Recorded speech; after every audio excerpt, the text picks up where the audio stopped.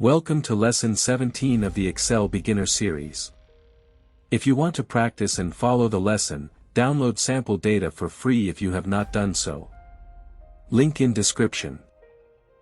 The learning objective is to understand how XLOOKUP searches a student identity code in one column and returns related details such as name, class, email, and phone from other columns in the student list table.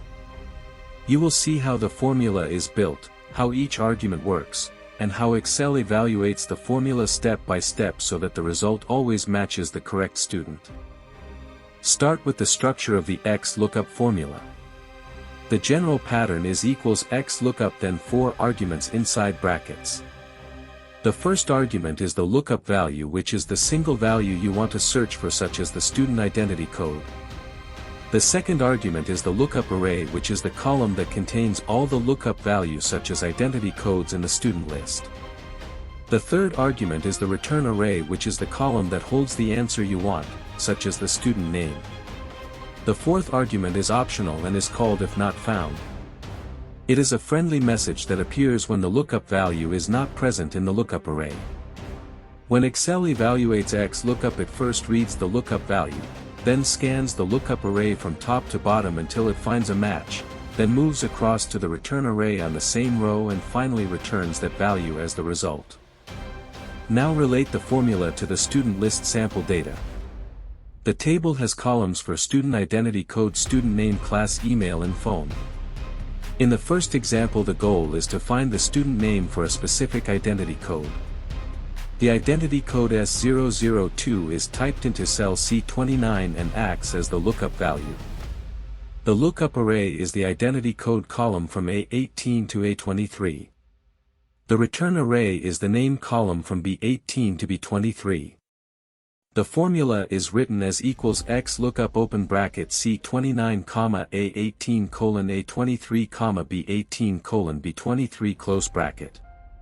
Excel reads C29, searches for that value in the range A18 to A23, finds the matching row, then returns the name from the same row in column B. This is why the result shows the correct student name for that identity code.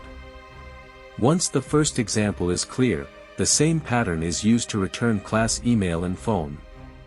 The lookup value remains in C29 and the lookup array remains A18 to A23. To return the class, the return array becomes C18 to C23 and the formula is equals XLOOKUP open bracket C29, A18 A23, C18 C23 close bracket. To return the email, the return array becomes D18 to D23. To return the phone, the return array becomes E18 to E23. In each case, Excel uses the same identity code and the same lookup column but switches the return column.